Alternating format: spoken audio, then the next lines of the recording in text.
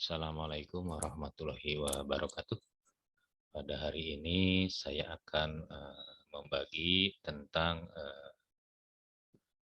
faktor-faktor yang mempengaruhi laju reaksi ya. Ini khusus untuk anak-anak SMA kelas 11 ya. Buka dulu itu nanti udah saya bagikan nanti di grup tentang slide untuk faktor-faktor yang mempengaruhi laju reaksi. Apa saja? Nah, yang pertama adalah teori tumbukan ya. Suatu reaksi kimia dapat berlangsung diawali dengan partikel-partikel yang bertumbukan satu sama lainnya. Tetapi tidak semua tumbukan antar partikel menyebabkan terjadinya reaksi. Jadi reaksinya harus yang saling berhadapan ya. Jadi kalau harus akan bereaksi, jadinya harus partikelnya harus saling berhadapan. Kalau cuma senggol sedikit atau dari belakang tidak terjadi suatu reaksi. Agar terjadi reaksi, setiap partikel harus memiliki energi kinetik yang cukup besar ya, yang digunakan untuk memutuskan ikatan yang lama sehingga terbentuk ikatan yang baru. Gitu ya. Nah, energi kinetik minimum yang diperlukan oleh partikel agar dapat bereaksi membentuk kompleks teraktivasi disebut dengan energi aktivasi itu ya, atau ini disingkat dengan EA ya. Energi aktivasi dihubungkan pertama kali oleh Swan Arrhenius ya. Bagaimana hubungan aktivasi dengan laju reaksi? Nah, ini adalah digambarkan di tabel berikut. Nah, ini tabelnya ya. Ini adalah untuk energi reaksi eksoterm, yang kanan endoterm. Nah, ini puncak inilah ya dari reaksi bagaimana supaya mendapatkan hasil reaksi. Jadi harus melewati puncaknya, titik pembentukan kompleks teraktivasi di sini ya. Nah, seperti ini. Ini adalah puncaknya. Seperti ini ya. Jadi harus melewati ini dulu. Kalau tidak lewat ya balik lagi, berarti reaksi tidak jadi. Begitu ya. Anda mau mengungkapkan pendapat ya harus berani dulu mengacungkan tangannya, bertanya gimana ya. Kalau cuma diam balik lagi ya tidak terjadi reaksinya seperti itu ya. Nah, ini hubungan antara berlangsungnya suatu reaksi dapat dianalogikan dengan proses mendorong batu ke tempat A dari tempat A ke tempat yang lain gitu ya. Nah, ini seperti ini. Nah, ini gambarnya ya. Jadi batu dari A untuk mencapai B harus didorong ke atas. Nah, ini halangannya ya. Nah, kalau misalkan batu udah nyampe ke atas, nah, terus Anda tinggal selanjutnya kan langsung bereaksi ke sini, landai turun. Sampailah ke B. A tidak akan sampai ke B kalau tidak sanggup melewati energi aktivasi, balik turun lagi. Begitu ya. Ini adalah suatu halangannya. Misalkan Anda belajar, ngapain belajar, kata itu kan, ngapain sekolah, presiden geus aya, RT geus aya, gitu kan, jenderal geus aya. Nah, itu adalah suatu halangannya. Anda harus bisa melewatinya. Kalau Anda udah diomong gitu balik lagi berarti tidak jadi ya, tidak akan tercapai cita-citanya. Begitupun kalau Anda misalkan mau melamar seorang gadis, berarti kan menikah itu harangannya banyak. Harus berani dulu melamar, kemudian menyiapkan segala sesuatunya, punya pekerjaan. Nah, itulah bukan halangan ya. Jadi adalah perjuangan ya. Kalau bagi orang yang dangkal pikirannya, yang pesimis ya, ini halangan. Tapi bagi orang yang optimis, energi aktivasi inilah merupakan suatu tantangan, gitu ya. Jadi tergantung bagaimana kita menyikapinya. Bisa disebut dengan tantangan. Kalau yang optimis tantangan, kalau yang pesimis adalah halangan. Ya. Nah, ini agar batu dapat sampai harus didorong dulu, sehingga kesananya tinggal batu akan mengalir dengan sendirinya. Seperti itu analoginya ya. Kita lanjut. Nah, ini seperti gambarnya ya. Bisa didorong ke atas, batunya akhirnya lewat ya, energi aktivasi. Tantangannya terlewati. Sehingga tanpa didorong langsung menuju B, bereaksi gitu ya. Kalau yang pesimis, oh ini halangan, balik lagi begitu ya. Nah, bagaimana teori tumbukan dengan faktor yang memenuhi laju reaksi? Nah, ini ada ya. Untuk mempercepat laju reaksi ada dua cara. Caranya itu ya, untuk mencapai ini tadi nih ada dua cara caranya. Pertama adalah memberikan energi yang cukup banyak ya, ini sehingga orang ini sanggup mendorong batu ke puncak ini, ke atas. Akhirnya terlewati gitu ya. dikasih semangat, ayo semangat, ayo gitu ya. Nah, itu ya. Yang kedua adalah dengan menurunkan, memotong ini ya, ini dipotong nih. Bukitnya dipotong atau dikasih terowongan seperti ini. Jadi orang gampang gitu ya, gampang untuk mencapai B gitu. Nah, sekarang yang paling banyak adalah selain memberikan semangat, ternyata di zaman modern adalah dengan memberikan segala sesuatu yang memudahkan sehingga bisa terjadi suatu reaksi gitu ya. Nah, itu ya caranya ya. Caranya. Nah, hal-hal yang mempengaruhi reaksi apa aja? Nah, pertama adalah konsentrasi gitu ya. Ini konsentrasi. Konsentrasi itu apa? Konsentrasi adalah jumlah partikel ya dalam suatu larutan gitu ya. Karena semakin banyak partikelnya, maka suatu larutan, partikel dalam suatu larutan akan semakin sering terjadi tumbukan gitu ya. Tetapi kalau misalkan dalam suatu larutan encer ya, karena partikelnya sedikit sehingga untuk saling bertumbukan itu sangat bukan susah ya, tidak sering gitu ya. Jadi lebih lambat sehingga reaksi akan berlangsung lebih lambat. Nah, seperti ini ya analoginya. Nah, ini yang sebelah kiri adalah ini yang konsentrasi rendah, jarang terjadi tumbukan karena jumlah partikel sedikit. Yang sebelah kanan adalah konsentrasi tinggi ya, konsentrasi tinggi sehingga sering terjadi tumbukan. Kalau dianalogikan mungkin ini adalah di sekitar di Kalimantan mungkin sana. Kalau ini di Pulau Jawa gitu ya. Kalau di Kalimantan kan orang jarang ya, mungkin ada satu rumah misalkan 1 kilometer ada 8 rumah ya. Atau misalkan ada 10 rumah. Jadi jarang sekali ketemunya ya. Jarang terjadi. Nah, kalau di Jawa kan tahu sendiri ya. 1 kilometer berapa kakak gitu ya, 1 kilometer persegi itu ya, misalkan apalagi di Perum kan perumahan gitu ya, jadi sangat banyak sekali gitu ya, sehingga terjadi reaksi ya. Pernikahan mungkin lebih sering terjadi di Pulau Jawa dibandingkan dengan di Papua misalnya gitu ya. Pernikahan lebih sering terjadi di Pulau Jawa dibandingkan di Kalimantan seperti itu. Dilanjut ya. Nah, yang kedua adalah suhu ya. Peningkatan suhu menyebabkan peningkatan laju reaksi. Kenapa gitu ya kalau tanya. Ternyata ya ketika dipanas-panasi orang diberi semangat gitu ya. Nah, seperti partikel juga ketika suhunya dinaikkan, energi kinetiknya bertambah ya. Peningkatan energi kinetik menyebabkan kompleks teraktivasi lebih cepat gitu ya. Itu ya, makanya kalau kita mau olahraga, kalau kita mau melakukan kegiatan harus pemanasan dulu gitu ya.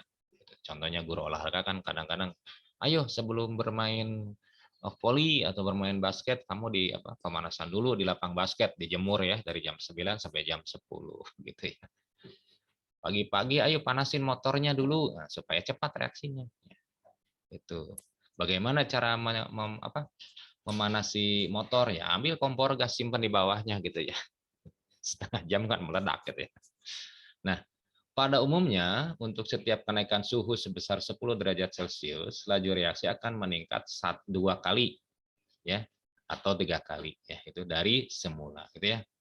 Jadi ketika orang dikasih semangat, reaksinya berlipat 2 kali, tambah semangat. Makanya itu butuh butuh supporter ya dalam suatu olahraga butuh supporter. Makanya sekarang kan karena ada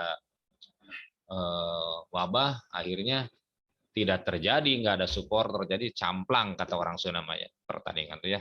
Gitu. Beda lagi dengan kalau ada supporternya ya, tambah semangat para olahraganya ya, para pemainnya. Tuh.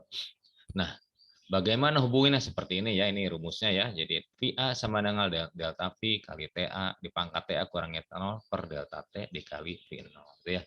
VA adalah laju reaksi akhir, V0 laju reaksi awal, delta T kenaikan suhu ya, T0 suhu awal, TA suhu akhir, delta P kenaikan laju reaksi. Nah, jika misalkan yang diketahui waktunya tinggal dibalik ya, karena T itu adalah kebalikan dari V. Jadi T adalah seper delta P atau delta P adalah V adalah seper T gitu ya. Jadi kebalikannya seperti ini.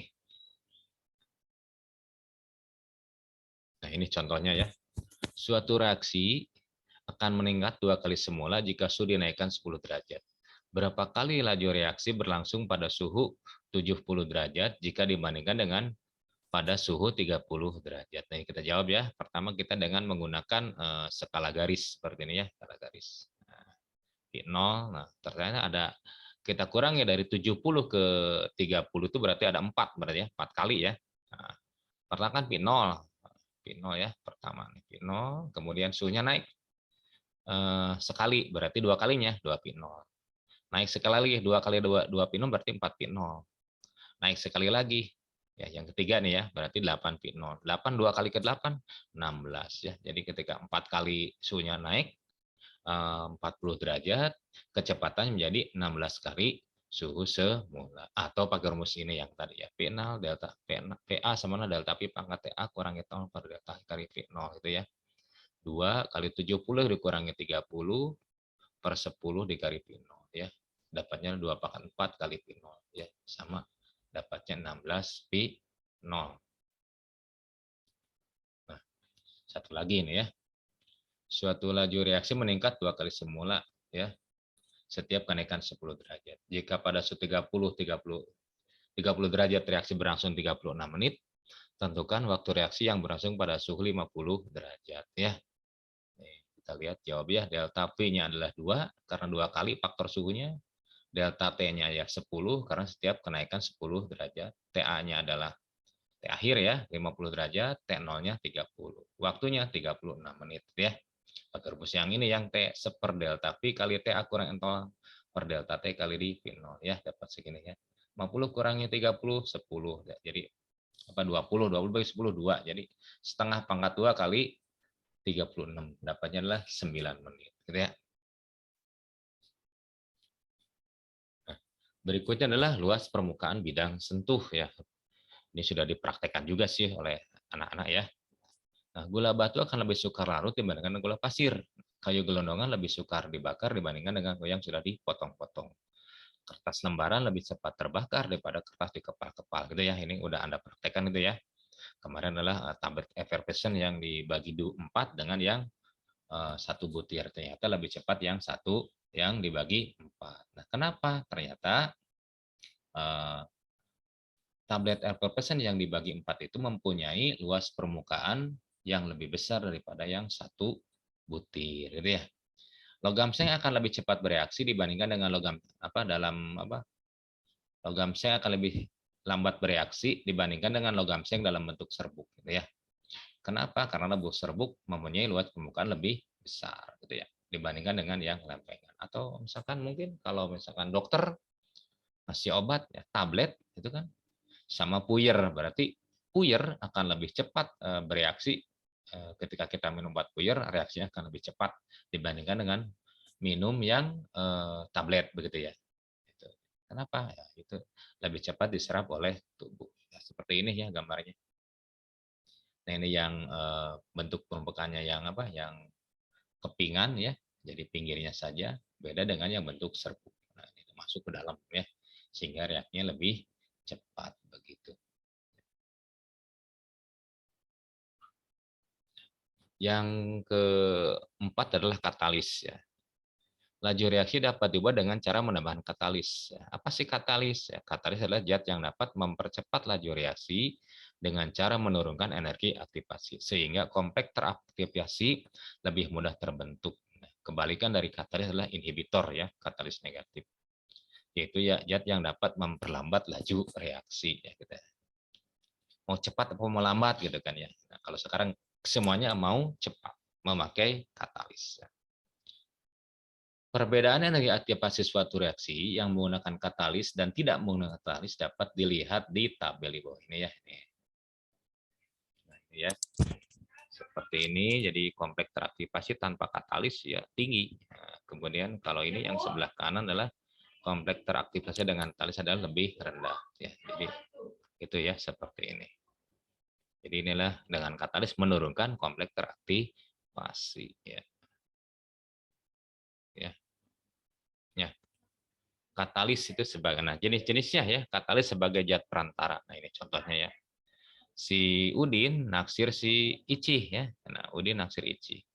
Ya hanya itu ya. Bagaimana dia mengungkapkan susah mengungkapkan dengan kata-kata. Akhirnya dia punya ide bagaimana kalau saya kasih bunga ya. Nah, akhirnya dia kasih bunga. Nah, bunga ini sebagai katalis ya, sehingga Ichi menerima dengan menerima cintanya si Udin. Jadilah dia berpacaran seperti ini gitu ya. Kalau tanpa bunga kan nggak tahu gitu ya. Mungkin akan lebih senang lagi Ichi kalau dikasih bunga uang ya gitu, bukan bunga es ya. Bung ya. Nah ini. Contohnya A menjadi B jadi AB itu lambat ya. Tetapi kalau dikasih katalis misalkan ada ya, ada ini jadi BAB harusnya C ya. Nah, BAB reaksinya lebih cepat begitu ya. Itulah sebagai zat perantara. Nah, katalis sebagai zat pengikat, ini jenis katalis ya. Logam seperti platina, krom, dan nikel berfungsi sebagai katalis. Nah, ini banyak digunakan di dalam industri ya, industri petrokimia ya, yang di belakang sekolah kita di Kujang itu juga memakai katalis ya untuk pembuatan pupuk ya. Jadi ada apa? Ada proses tertentu ya. Jadi pada logam-logam tertentu ya, gas itu akan berikatan lemah ya antara gas dengan atom logam. Jadi menempel di permukaannya. Nah, proses ini disebut absorpsi. Jadi gas-gasnya akan diabsorpsi oleh logam-logam yang ini nih, platina, krom atau nikel. Nah, gas-gas terikat pada logam lebih mudah bereaksi dibanding dengan gas-gas yang di udara karena dia nempel. Kalau udara kan susah ya. Itu. Jadi kalau misalnya ini mah ada tempat berteduh gitu ya, jadi gasnya itu tidak lari-lari. Anda akan susah sekali untuk misalkan menembak seseorang kalau orangnya nggak mau diem gitu ya. Beda lagi dengan ada tempatnya. Misalkan Anda mau nembak burung ketika burung sedang terbang terus nggak mau turun-turun ya susah untuk mengekernya kecuali memakai rudal begitu ya. Itu kalau rudal kan langsung mengikuti ya. Nah, penggunaan katalis ya itu tadi ya. Ternyata digunakan dalam A yang di belakang kita itu adalah industri amoniak ya, pupuk kujang ya ini. Kita harus ke pupuk kujang harusnya ya nanya, Pak, katalisnya di mana gitu ya. Nah, pada Sukamar itu lambat untuk mempercepat reaksi ke dalam zat bereaksi dinamakan katalis. Ya. Proses ini disebut oleh ahli kimia Jerman bernama Fritz Haber, saya kira disebut proses Haber. Katalis yang digunakan adalah logam besi ya. Jadi yang bukan jadi memakai logam besi gas nitrogen dan hidrogen susah bereaksi jadi dikasih dulu ditempelkan dulu nitrogennya ya ke dalam logam besi akhirnya terjadi suatu reaksi. Jadi kemudian industri asam nitrat juga dari Jerman ya, orang Jerman hebat-hebat ya. Asam nitratnya ini ya namanya dengan proses Ostwald ya. Kenapa disebut proses Ostwald Pak? Karena yang menemukan Bapak Ostwald ya. Kalau misalkan yang menemukan Bapak Mod ya proses Mod ya. Ya. Jadi banyak digunakan ini asam nitrat. Ada di kita juga pabriknya ya. Asam nitrat ya. Malah dibikin peledak. Hebat sebetulnya di belakang itu ada semua gitu ya. Ada pupuk, ada asam sulfat, ada peroksida ya gitu ya. Tinggal ke sana ya. Seperti ini ya. Jadi namanya proses Ostwald. Berikutnya selain proses Ostwald adalah industri perminyakan ya. Minyak juga. Kalau di minyak ada di Dawan sebelah sana, cuman sudah jadi itu mah ya.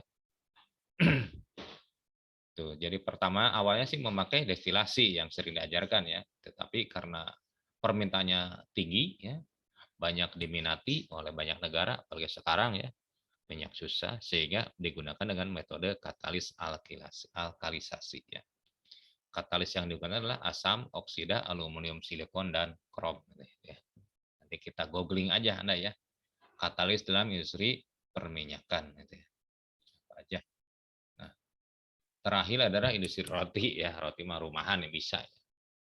Jadi untuk supaya rotinya cepat mengembang dan jadi ya ibu-ibu ketika membuat roti menambahkan enzim. Nah, kalau di ini bukan enzim tetapi memakai permifan ya, permifan sehingga jadilah roti atau tape juga sama ya. Nah, ragi itulah sebagai katalis gitu ya. Kalau misalnya tidak ada raginya, tidak ada permifannya, jadi nggak roti ya. Itu ketika Anda bikin adonan, kemudian kasih gula, telur, kemudian tidak memakai permipan. Ketika dipanggang bukan roti jadinya, odading ya, odading mang ohle. Nah, demikian anak-anakku sekalian ya, sekilas tentang faktor-faktor yang mempercepat suatu laju reaksi ya. Terima kasih. atas atensi perhatiannya. Assalamualaikum warahmatullahi wabarakatuh.